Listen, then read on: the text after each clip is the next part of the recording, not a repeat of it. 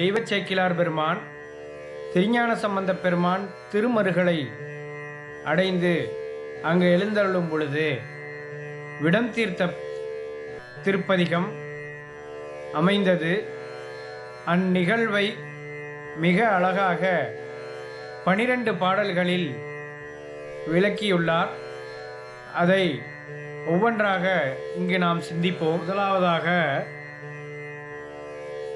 திருஞான சம்பந்த பெருமான் திருச்செங்காட்டங்குடியில் மாமாத்திரர் மரபில் அவதரித்த சிறுதொண்டர் திருமனையில் தங்கியிருந்தார்.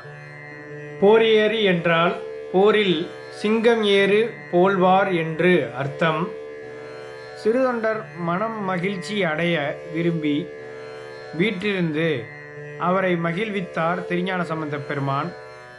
மதில்கள் 3 காய்ந்த மால் விடையினை உடைய இறைவர் கணபதி சாத்தனை துதிக்கும் பேரன்பு மேன்மேலும் அதிகரிக்க அன்பர்களுடன் எழுந்தருளியிருந்த நாளில், அதாவது தெய்வச்சேக்கிழார் பெருமான் குறிப்பிடுவது, திருஞான சம்பந்த பெருமான் திருமருகல் நகரின் கண் எழுந்தருளி திங்களுடன், அதாவது சந்திரனுடனே செங்கண்களை உடைய பாம்பும் தங்குவதற்கு இடமாகிய நீண்ட ஜடைமுடியினை உடைய மாணிக்க வண்ணநாதரின் திருவடிகளை வணங்கி துதித்து அவரை கண்ட நிலையில் உருகிய அன்பு பெருகிய ஆசையானது மனத்தினுட் பொருந்தி அலைதலை செய்ய தெளிவிக்கும் இசையுடன் பொருந்திய தமிழ் மாலை சாத்தி அங்கு இருந்தார் பெரும்புகழி பிள்ளையார்தாம் என்று குறிப்பிடுகிறார். மேலும் திங்களுடன் செங்கட்பாம்பு மருவு நெடும் சடைமௌலி என்பது, திங்கள் என்பது அமுதக்கலசம், பாம்பு என்பது விஷம். பாம்பின் விடம் தீர்த்து மரணம் போக்கிய அமுத நிலையின் சரித விளைவை குறிப்பது போல 2 மாறுபட்ட தன்மையை தனது நீண்ட சடையில் இடம் கொடுத்திருப்பது சிவபெருமானின் அருட்திறமாகும். அடுத்த பாடலில், அந்நாட்களில் ஒரு நாள் ஒரு வணிகன் வழி செல்வோனாகி ஒரு கன்னியையும் உடன் அழைத்து கொண்டு பொன் மலையாகிய மாமேருவை வில்லாக உடைய சிவபெருமானின் திருக்கோயில் புறத்தில் ஓர் மடத்தில் இரவில் தூங்கும்போதில் ஒளியுடைய வெள்ளை பற்களை உடைய அரவம் தீண்டியதால் கிளர்த்தெழுந்து சென்ற விஷத்தின் வேகமானது விரைவில் தலையின் மேல் ஏறிவிட தன் ஆவி, அதாவது தனது உயிர் நீங்கும் அவனுடைய தன்மையை கண்டு மெல்லிய சாயலை உடைய இளங்கண்ணி நிலை கலங்கி தளர்வடைந்து சோர்ந்தாள் என்பதை குறிப்பிடுகிறார். மேலும் வழிப்போக்கர்கள் தங்குவதற்காக அக்காலத்தில் மடங்களை கோயிலின் புறத்தில் அமைப்பது வழக்கமாகும். வாளரவு தீண்டகில்லால் அவ்வணிகனை ஒளியுடைய அரவம் தீண்டின போதும் தான் தீண்டாதவளாகி, அதாவது அரவம் தீண்டவும் தான் தீண்டகில்லாள். கன்னிகை தன் கற்பு காக்கும் இயல்பை விளக்கமாக எடுத்து காட்டிய சிறந்த இடம், அதாவது திருமணம் ஆகுவதற்கு முன்பே ஒரு ஆடவரை தீண்டக்கூடாது என்ற அக்கன்னியின் சிறந்த கற்பு நெறியை எடுத்து காட்டும் ஒரு சிறந்த இடமாக தெய்வச்சேக்கிழார் குறிப்பிட்டுள்ளார். அடுத்ததாக மறுமாற்றம் என்பது ஆறுதல் மொழி சொல்வதற்கு வேறொருவரும் இல்லாதவளாய் ஆளறியேறு அணையானை அரற்றும் போது, அதாவது ஆண் சிங்கம் போன்ற அவ்வணிகனை அணுகி பக்கத்தில் விழுந்தே அசைந்த வீழ்ந்த மலர்கொம்பு போல் அவள் அரற்று போதிலும் கோளுருமும் தீரதாக வலிய இடியினையும், அதாவது புல் வேந்தனாகிய கருடன், அதாவது மந்திரம் மூலமாக தீர்க்க முயலுவதை தெய்வச்சேக்கிலார் பாம்பிற்கு நேர் எதிரே உள்ள கருடனை இங்கு உவமையாக கூறுகிறார். அடுத்ததாக, அப்படி மந்திரத்தால் அதை குணம் செய்ய நினைத்தும் விஷம் குறைவுபடாது நிற்கவே நீண்ட அந்த இரவில் விடியற்காலம் அளவும் மாலை அணிந்த மனம் மிகுந்த நெறிந்த குழலுடைய அந்த பெண் புலம்புகின்றாள் என்று குறிப்பிட்டுள்ளார். அடுத்த பாடலில் தாயையும் தந்தையையும் பிரிந்து உன்னையே சார்பாக வந்து அடைந்து உன் உடனே போந்தேன், அரவு தீண்டுதலினால் இறந்து என்னை விட்டு சென்றாய், யான் என் செய்கேன் என்று புலம்புகிறாள். இந்த இடையூற்றை தீர்க்கின்றவர்கள் எவரும் இல்லையே என்று அயர்ந்து போகிறாள். நிலை பெற்ற சிறப்பை உடைய வணிகரின் குலமணியே, நானும் இனி வாழேன் என்று பலவாறு அரற்றி வருந்துகிறாள் அப்பெண். பின் தலையில் இளம்பிறையினை அணிந்த சிவபெருமானது திருக்கோயில் வாயிலின் திசையை நோக்கி கைகூப்பி தொழுதவளாய் வேறு செயல் ஒன்றும் செய்யாமல் காப்பாற்றுமாறு கூக்குரலிட்டாள்.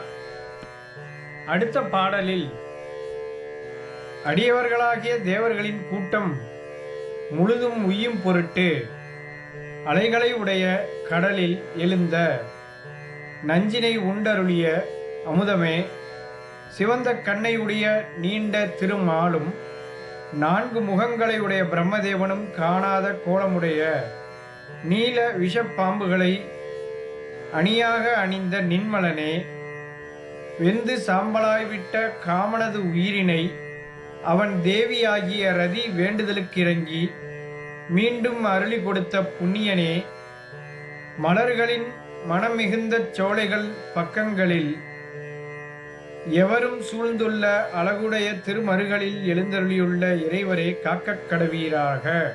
அடுத்த இப்பாடலில் உன்பால் வந்து அடைந்த சிறிய மறையோனாகிய மார்க்கண்டேயரது உயிரின் மேல் கோபித்து வந்த யமனது பெரிய விடத்தின் சூழ்வு போன்ற சிவந்த கண்களை வெள்ளிய பற்களையும் உடைய கரிய கோலம் சிதைவுபட்டு உருளும்படி உதைத்தருளிய சிவந்த திருவடியை உடையவரே. உதைத்து அருளிய என்பது முன்பு உதைத்தும் பின் பிழைத்து எழ அருளுவதும், இதுவே உதைத்தருளிய வார்த்தைக்கு அர்த்தம். இதன் விஷம் கொடிய வேகம் நீங்கி போகும்படி நான் துன்பமாகிய குழியிலிருந்து ஏறும்படியும் மதியாகிய சந்திரன் வளர்தற்கு இடமாகிய சிவந்த ஜடையினை உடைய அழகிய மருகளில் அமர்ந்த பெருமானே, அருள் புரிவீராக என்றும் குறிப்பிடப்பட்டுள்ளது. மேலும் யமனது கடும் சிவந்த கண் என்பது இங்கு செந்தருக்கண் என்று குறிப்பிடப்பட்டுள்ளது. செந்தருக்கண் என்பது கோபத்தின் மிகுதியை உணர்த்தும் ஒரு சொல்லாகும். அடுத்த பாடலில் இவ்வாறு சிவபெருமானது அருளினையே சிந்தித்த வண்ணமாய் இயங்குகின்ற அக்கண்ணி துதிக்கின்ற அத்தன்மை ஓசையானது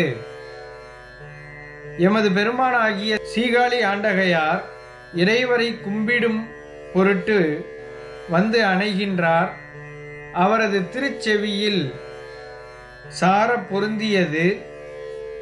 திருவுள்ளத்திலே கருணையினை மிகவும் கொண்டருளி அங்கு வந்தார். அன்னம் போல் அயர்ந்த அப்பெண்ணிருக்கும் பக்கத்தில் மாதவத்தர்களாகிய அடியவர்கள் சூழ்ந்து வர எழுந்தருளி வந்தனர். அன்னமென அயர்வாள் என்பது உதவுவோர் யாரும் இல்லராயின் அப்பெண்ணும் இறந்து விடுவாள் என்பதை குறிக்கும். அதாவது அப்பெண்ணின் இறுதி கட்ட நிலை. அடுத்த பாடலில் சீகாழி ஆண்டகையார் முன் சொல்லியபடி அயர்வாள் இருந்த பக்கம் சென்று நின்று சிவனருளே நினைந்து துன்புறும் அவளை பார்த்து, நீ பயப்பட வேண்டாம், உனது துன்பத்தினையும் உங்கள் தன்மைகளையும் சொல்வாயாக என்று கேட்டருள, அதற்கு அக்கண்ணி கை மலர்களை உச்சியின் மேல் கூப்பிக்கொண்டு கண்களினின்றும் கண்ணீர் அருவி சொரிந்து சீகாழியில் இருந்து வந்த மறைக்காவலரின் திருவடி கீழ் விழுந்து தாங்கள் வந்த வரலாற்றினையும் இத்துன்பம் புகுந்ததனையும் சொல்லலுற்றாள்.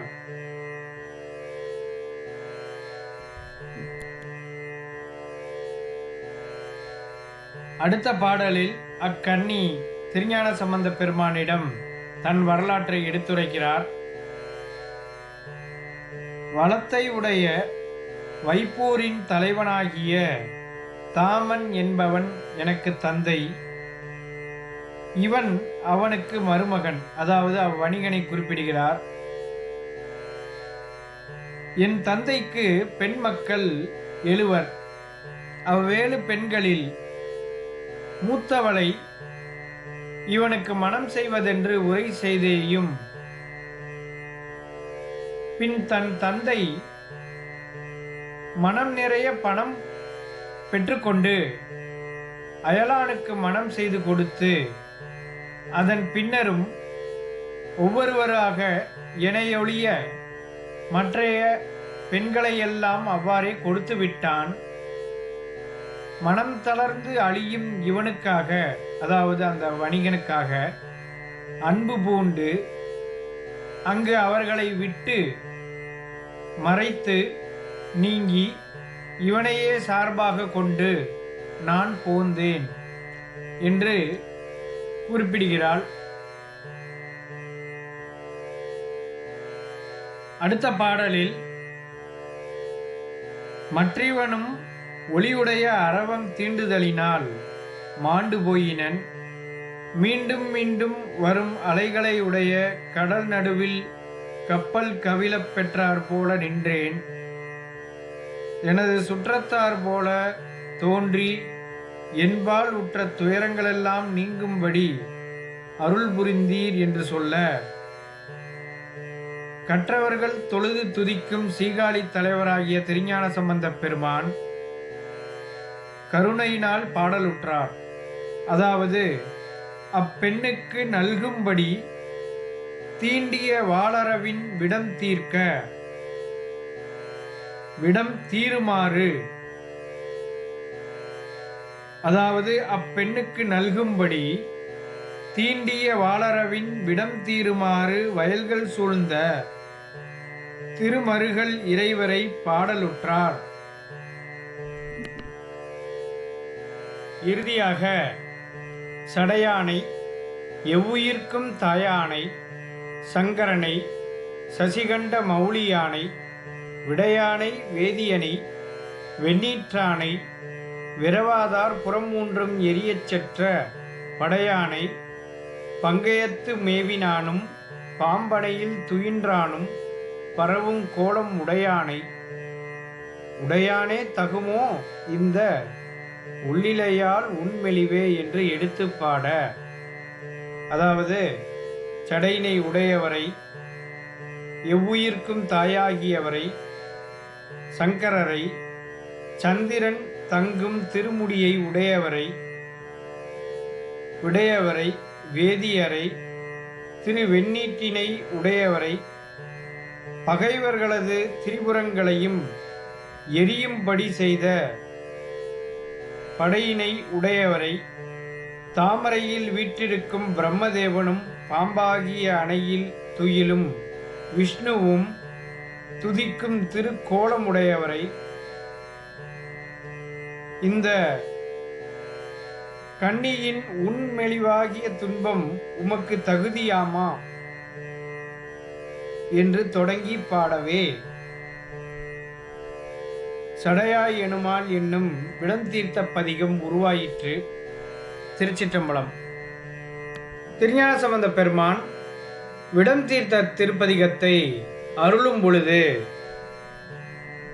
அவ்வணிகன் மேல் பொங்கிய விஷம் தீரப்பெற்று எழுந்து நின்றான். அதாவது உறங்கி விழித்தவன் போல எழுந்து நின்றான். அங்கு சூழ்ந்திருந்த திருத்தொண்டர்களின் கூட்டம் விளக்கமாக ஆர்ப்பெடுத்தது. கைகளை உச்சிமேல் கூப்பி கொண்டு அவ்வணிகன் சீகாழி ஆண்டகையாரின் திருவடியில் வீழ்ந்து வணங்கினான். கங்கையாகிய அப்பெண்ணை அன்பு கொண்ட நம்பியாகிய அவ்வணிகன் இந்நன்னாளில் இன்பம் பொருந்தி வாழும்படியாக மேகம் தவழும் சோலை மிகச் சூழ்ந்த சீகாழியின் தலைவராகிய திருஞான சம்பந்த பெருமான்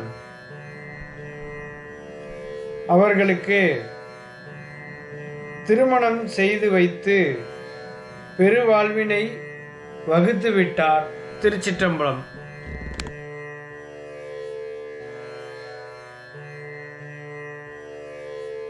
திருஞான சம்பந்த பெருமான் விடம் தீர்த்த பதிகம் அருளினார். அதில் சிலவற்றை இங்கு எடுத்துக்காட்டாக பார்ப்போம். திருச்சிற்றம்பலம்.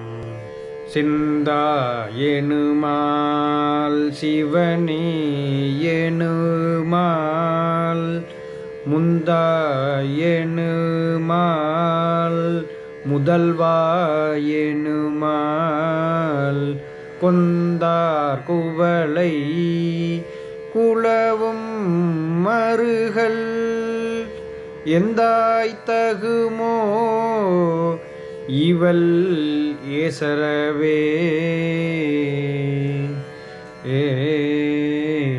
திருச்சிற்றம்பலம். முதலாவதாக ஒலிக்கின்ற வீரக்கழலையும் கொடிய விஷம் பொருந்திய வாயினையும் உடைய பாம்பையும் பிறை அணிந்த சடையினையும் உடையவனே என்பதை இத்திருப்பதிக பாடல் வரிகளில் அறையார் கடலும் அழல்வாய் அரவம் பிறையார் சடையும் உடையாய் என்றும் பெருமைக்குரிய வேதங்களை கற்றுணர்ந்த மறையவர்கள் வாழும் திருமருகளில் மகிழ்ந்து உரைபவனே என்பதை பாடல் வரிகளில் பெரிய மறையார் மருகள் மகிழ்வாய் என்றும் இப்பெண்ணை அவள் முன் அணிந்திருந்த வளையல்களை கவர்ந்ததோடு அழகையும் கவர்ந்தாயே இது தகுமோ என்பதை பாடல் வரிகளில் இவளை இறையார் வளைக்கொண்டு எழில் வவ்வினையே என்று பெருமானிடம் முறையிடுகிறார். அடுத்த பாடலில் தெளிந்த நீல நிறம் பொருந்திய மேகம் தோன்றினால் போல் அழகிய நீலகண்டத்தை உடையவனே என்பதை இத்திருப்பதிக பாடல் வரிகளில் துணிநீல வண்ணம் முகில் தோன்றியன்ன மணிநீலகண்டம் உடையாய் மருகள் என்றும் திருமருகளை வந்து அடைந்த நீல வண்டுகளின் தொகுதியோ, அதாவது ஒரு கூட்டமாக நீல வண்டுகள் வந்தால் எப்படி இருக்குமோ அதன் தோற்றம் போல இளம் பெண்ணின் கூந்தல் இருப்பதாக பெருமான் கூறுகிறார்.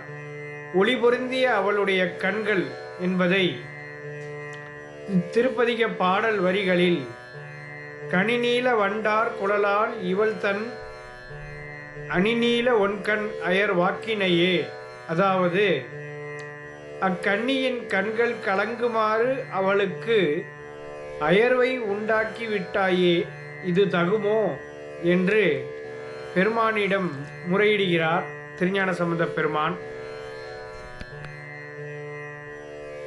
மழுப்படையை உடையவனே மருகர் பெருமானே, தவறாமல் பெருமான் திருவடிகள் வாழ்க என்று கூறிக்கொண்டே என்பதை திருப்பதிக பாடல் வரியில் வலுவால் பெருமான் கடல் வாழ்க என எழுவால் துயில் எழுந்து இரவும் பகலும் உனையே நினைந்து என்பதை திருப்பதிக பாடல் வரிகளில் எழுவால் நினைவால் இரவும் பகலும் உன்னையே நினைந்து தொழுபவளாகிய இவளை துயருக்கு உரியவள் ஆக்கினையே இது தகுமோ என்பதை மழுவால் உடையாய் மருகர் பெருமான் தொழுவால் இவளை துயராக்கினையே என்று அருளினார் சீகாழி ஆண்டகையார். இவ்வாறு இந்த விடம் தீர்த்த திருப்பதிகம்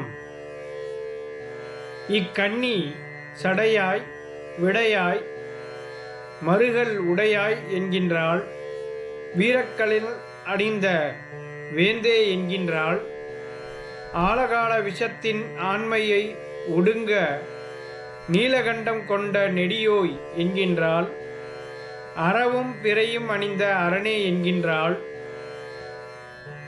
இவள் அஞ்சி விழவும் அவலப்படவும் அழகு கெடவும்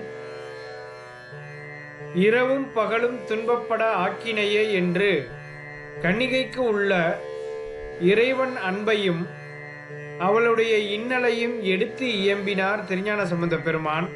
மேலும் இந்த விடம் தீர்த்த பதிகத்தில் முக்கியமான குறிப்பு என்னவென்றால், அக்கன்னியானவள் தனக்கு உரியோனாகிய அவ்வணிகன் இறந்தவுடன் அவன் மேல் விழுந்து புரண்டு அவனை பற்றியே புலம்ப வேண்டிய அவள் திருமணம் ஆகாத ஆடவரை தீண்டாது என்ற கற்பு நெறி தவறாமல் தனக்கான எல்லையிலேயே இருந்து கொண்டு இறைவனை நினைத்து சிந்தை நொந்தாள். மேலும் நமக்கு அன்பானவர்கள் இழக்கும் பொழுது நாம் இறைவனை நிந்திக்கின்றோம். ஆனால் அப்பெண் அதையும் தாண்டி மிக பக்குவமான நிலைக்கு சென்று தனது பிரார்த்துவ வினையின் பயனை யான் நுகர்ந்தாலும் பெருமான் கடல்கள் வாழ்க என்று முறை பிறளாது விண்ணப்பிக்கின்றாள்.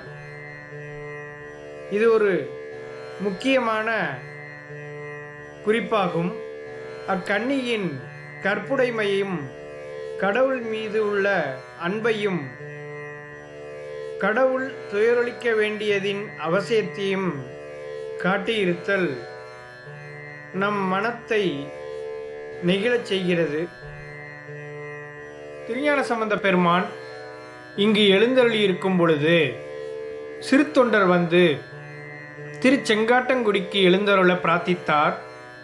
அதனை தெய்வச் சேக்கிழார் மற்றவர்க்கு விடை கொடுத்து அங்கு அமரும் நாளில் மருகல் நகரினில் வந்து வலிய பாசம் செற்ற புகழ் சிறு தொண்டர் வேண்ட, அதாவது வலிய மலத்தின்மையினை அளித்த புகழுடைய சிறு தொண்ட நாயனார் திருமருகல் நகரில் வந்து குறையிறந்து வேண்டிக்கொள்ள என்பது அர்த்தம்.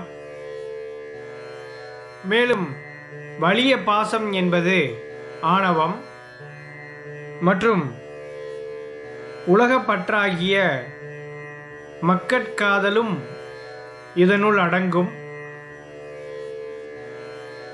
மேலும் புகழ் என்பது ஏனைய யாவர்க்கும் அரிய இத்தன்மை என்பதே இந்த புகழ் என்பதற்கு அர்த்தம். மீண்டும் செங்காட்டங்குடியில் எழுந்தருள வேண்டி பற்றியெழும் காதல் மிக மேன்மேல் சென்று பரமனார் திறத்து உன்னிபாங்கர் எங்கும் சுற்றும் அருந்தவரோடும் கோயில் எய்தி இறைவனை தரிசிக்கச் சென்றார். அதாவது திருமருகலில் இருந்து விடைபெற மாணிக்கவண்ணரை தரிசிக்க பெரும் காதலோடு சென்றார். அடுத்த பாடலில் புக்கிரைஞ்சி எதிர் நின்று போற்றுகின்றார்கள். அதாவது திருஞானசம்பந்த பெருமான் திருக்கோயிலுக்குள் சென்றார். பின் பொங்குதிரை நதிப்புணலும் பிறையும் சேர்ந்த செக்கர்முடி சடைமௌலி வெண்ணீற்றார் தம் திருமேனி ஒரு பாகம் பசுமையாக மைக்குளவு கண்டத்தார் மருகல் கோயில் மண்ணு நிலை மனம் கொண்டு வணங்குவார் முன் கைக்கலனார் கணபதீச்சரத்தின் மேவும் காட்சி கொடுத்தார். அதாவது திருஞானசம்பந்த பெருமானுக்கு மாணிக்கவண்ணர் தமது திருவுருவத்தை திருச்செங்காட்டங்குடி பெருமானின் திருவுருவத்தை காட்டி அருளினார். அடுத்த பாடலில் மருகல் அமர்ந்த நிறைந்த கோலம் மல்கு செங்காட்டங்குடியின் மன்னி பெருகு கணபதீச்சரத்தார் பீடுடைய கோலமே ஆகி தோன்ற, அதாவது திருமருகளின் கண் நிரம்பி நிறைந்த கோலமானது பொருந்திய திருச்செங்காட்டங்குடியில் நிலை பெற்று பெருகும் கணபதீச்சரத்தாரது பெருமையுடைய கோலமே ஆகி தோன்றிட மனம் உருகுதலாலும் காதல் மேன்மேல் பொங்கவும் உலகத்தார்க்கு அறிவுறுத்த கருணை உணர்வு நீடவும் கண்களில் நின்று ஆனந்த கண்ணீர் சொரியவும் பாடலுற்றார் அங்கமும் வேதமும் என்று எடுத்து. அதாவது அந்த கணபதீச்சரத்தரின் திருவுருவத்தை கண்டதும் காதலில் உருகி ஆனந்த கண்ணீர் அருவி சொரிய வினா உரையாக மருகல் நிலாவி அமைந்தானே கணபதீச்சரம் காமுறவே சொல்லாய் என்று பிறந்தது. அப்பதிகம் திருமருகலையும் திருச்செங்காட்டங்குடியையும் சேர்த்து பாடியதாகும். மேலும் அப்பதிகத்தில் மருகல் நாட்டு வளமும் பேசப்படுகிறது. திருச்சிற்றம்பலம். திருமருகலும் திருச்செங்காட்டங்குடியும் பண் நட்டபாடை. திருச்சிற்றம்பலம்.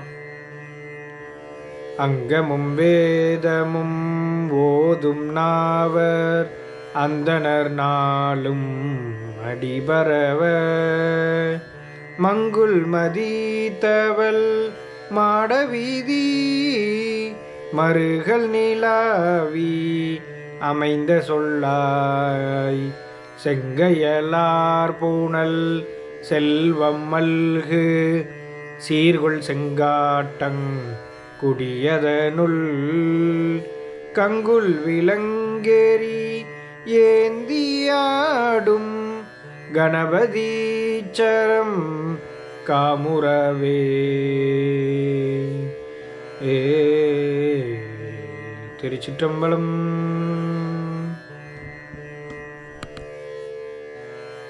அடுத்ததாக தெய்வச் சேக்கிழார் பதிவில் திருநாவுக்கரசர் பெருமான் திருச்செங்காட்டங்குடியில் எழுந்தருளிய பின் நீடும் நல்லாறு அடைந்து சோலைகள் சூழ்ந்த சாந்தை அயவந்தி, அதாவது திருச்சாத்தமங்கை அடைந்து பின் வார்த்திகள் மென்முளையால் ஒரு பாகம் ஆகிய திருமருகல் பெருமானை வணங்கி இன்புற்றார். அடுத்ததாக திருநாவுக்கரசர் பெருமான் இத்தலத்திற்கு 5ஆம் திருமுறையில் திருக்குறுந்தொகையில் ஒரு பதிகம் அருளியுள்ளார். அவற்றில் சில பாடல்களை இங்கு எடுத்துக்காட்டாக பார்ப்போம். திருச்சிற்றம்பலம். சங்கு சோர கலையும் சரியவே மங்கைதான் மருகல் பெருமான் வரும் அங்கவீதி அருகு அணையா நிற்கும் நங்கை மீர் இதற்கென் செய்கேன் நாளுமே.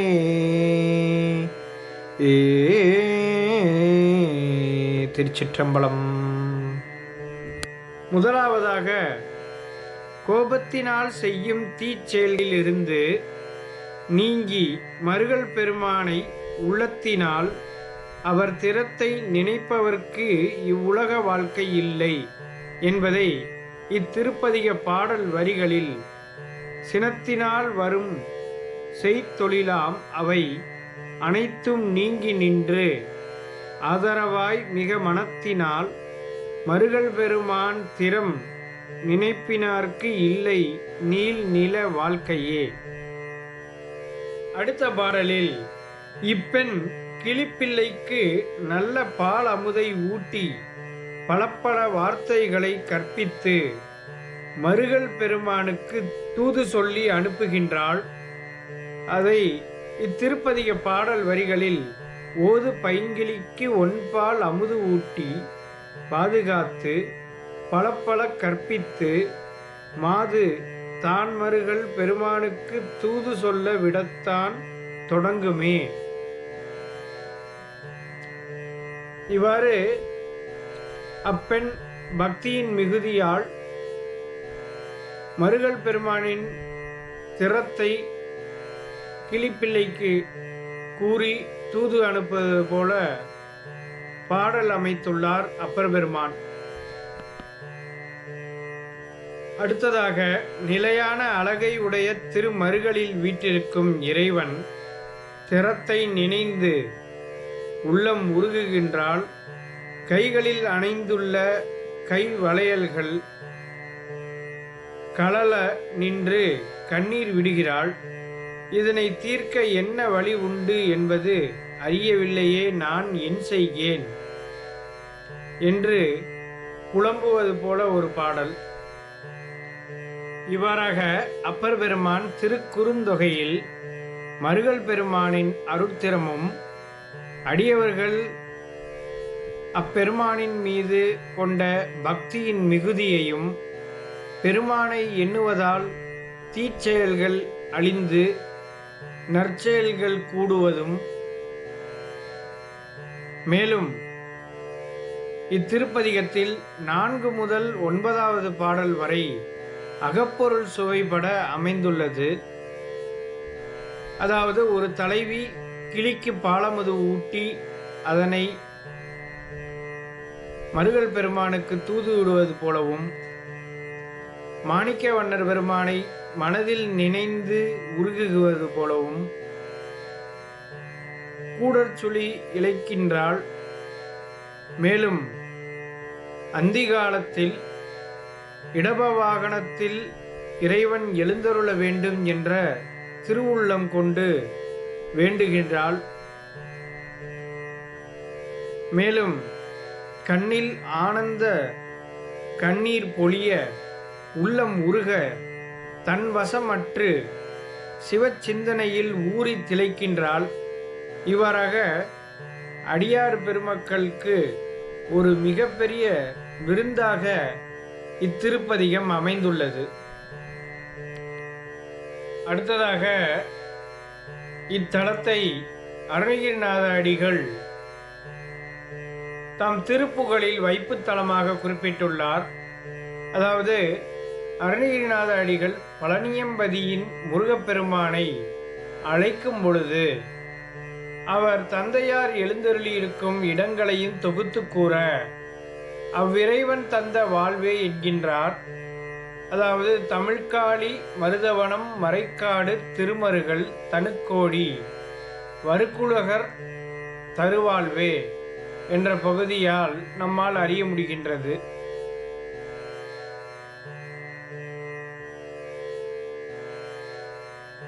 அடுத்ததாக, இத்தலத்தை அருளாளர்கள் பல இடங்களில் திருமுறைகளில் குறிப்பிட்டுள்ளார்கள். அவற்றை ஒவ்வொன்றாக எங்கெங்கு குறிப்பிட்டார்கள் என்று பார்ப்போம்.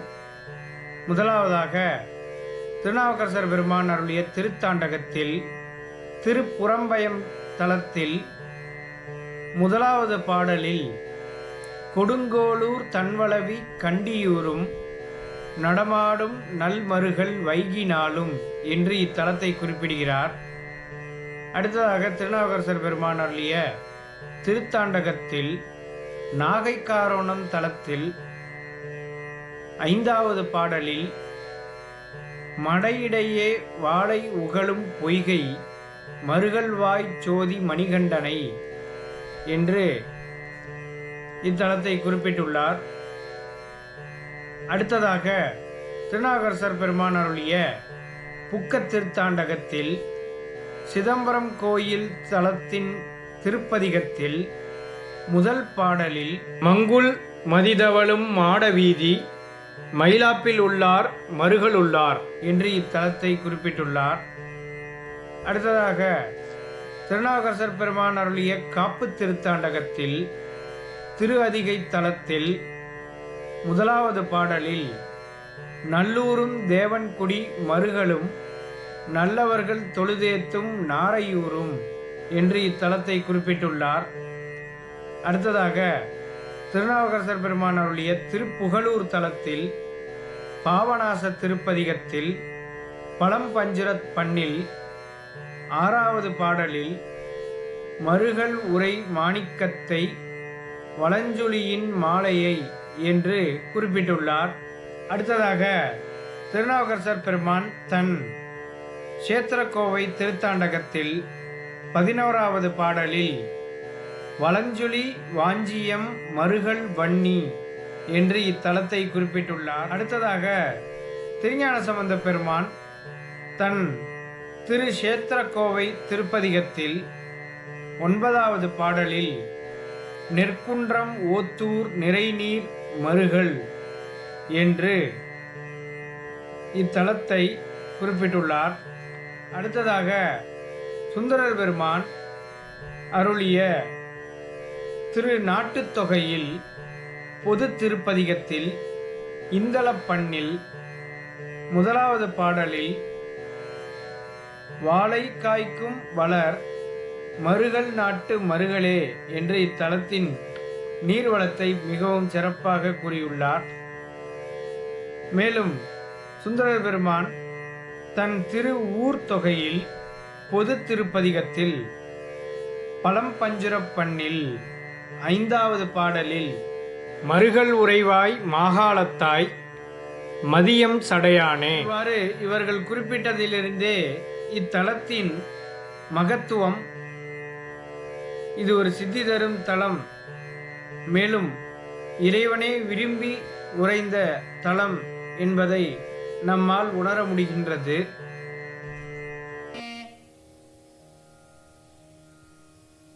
அடுத்ததாக இத்தலத்தின் திருவிழாக்கள். இங்கு பெருவிழா சித்திரை மாதத்தில் நடைபெறுகிறது. சுக்லபட்சத்து சஷ்டியில் கொடியேறுகின்றது. 10 நாட்கள் விழா நடைபெறும். திருவிழாவின் 7ஆம் நாளன்று செட்டிப்பெண் கல்யாணம் என்ற விழா நடைபெறுகிறது. அன்று வசந்தன் மாலை செட்டிப்பிள்ளைக்கும் செட்டிப்பெண்ணுக்கும் திருமணம் நடைபெறும். மணக்கோலத்தோடு பல்லக்கில் வீதிவலம் நடைபெறும். 5ஆம் நாளிலிருந்து 7ஆம் நாள் வரை திரளான மக்கள் கூடுகின்றனர், தரிசித்து பயன்பெறுகின்றனர். ஆவணி மாதத்தில் வரலட்சுமி நோன்பு அன்று கமல வாகனத்தில் லக்ஷ்மியும் வரதராஜ பெருமாளும் எழுந்தருளி லக்ஷ்மி தீர்த்தத்தில் தீர்த்தம் கொடுத்து அருள்வர். அடுத்ததாக இத்தலத்தின் இதர செய்திகள். சுமார் 150 ஆண்டுகளுக்கு முன் தேவக்கோட்டையை சேர்ந்த ராமநாதன் செட்டியார் அவர்கள் இத்திருக்கோயிலை பல்லாயிரக்கணக்கான ரூபாய்கள் செலவழித்து புதுப்பித்தார்கள். திருக்கோயிலின் எதிரே உள்ள லக்ஷ்மி தீர்த்தம், அதன் மேற்கூரையில் ஒரு விநாயகர் கோயில், நீராடி மண்டபம் இவற்றை தேவக்கோட்டை கரு குடும்பத்தார் சீரிய முறையில் புதுப்பித்தார்கள். நிர்வாகம் இந்து சமய அறநிலைய ஆட்சித்துறையின் கீழ் செயல்பட்டு வருகிறது. அடுத்ததாக இத்தலத்தின் கல்வெட்டு செய்திகள். இத்தலத்தை பற்றிய கல்வெட்டு கீழை கோபுரத்தில் 1.5 அடி அகலமுள்ள சதுரக்கல்லில் உள்ளது.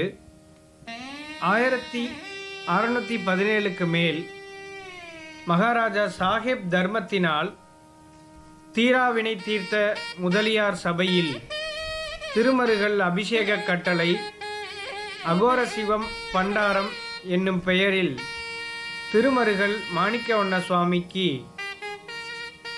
அபிஷேக கட்டளையும் நடைபெற பொன் 200 அளிக்கப்பட்டது. அதோடு சேர்த்து மேலும் 200 பொன் தீராவினை தீர்த்த முதலியார் அளித்துள்ளார். இந்த 400 பொன்னுக்கும் ஈடு செய்யும் அளவுக்கு அவ்வூர் மக்களும் அதை நிர்வகிக்கும் குடும்பத்தினரும் சரிவர நடத்த தங்களுடைய பகுதிகளை கொடுக்க வேண்டும். இதற்கு யாதொரு தடைகள் வந்தாலும் அவர்களுக்கு பசுவை கொன்ற தோஷம் அடைவது திண்ணம் என்று எழுதப்பட்டுள்ளது. இசாசனத்தால் தஞ்சாவூர் மகாராஜா கிபி 1882 உச்சிகால கட்டளைக்கு 200 பொன் வழங்கி வந்தார் என்று நம்மால் அறிய முடிகிறது. மேலும் இந்த அகோர சிவ பண்டாரம் என்பவர், அதாவது இந்த சாசனத்தில் வருபவர், வைத்தியநாத தேசிகருக்கு இலக்கண ஆசிரியராய் இருந்தார் என்றும் திருவாரூர் அபிஷேக அன்னதான கட்டளைக்கு இவரே மூலகர்த்தாவாக இருந்திருக்கிறார் என்றும் சோமசுந்தர தேசிகர் அவர்கள் எழுதிய 17ஆம் நூற்றாண்டு புலவர் என்னும் நூலில் காணப்படுகிறது. மேலும் குலோத்துங்க சோழன் காலத்தில் திருப்புகலூர் சாசனத்தில் சீராளன் பள்ளிக்கு செல்ல தெரு அமைக்க நிலம் அளந்ததாக தெரிய வருகிறது. 63 நாயன்மார்களுள் ஒருவரான சிறு தொண்டர் தனது புதல்வனாகிய சீராளன் திருமருகளில் ஆலய அலுவலகமாக இருக்கும் மடத்தில் கல்வி பயின்று வந்ததாக கூறப்படுகிறது. அதாவது அந்த இடம் கல்வி சாலையாக இருந்தது என்று கூறப்படுகிறது. அதன் பின் சீராளன் குளம் ஒன்று உள்ளது.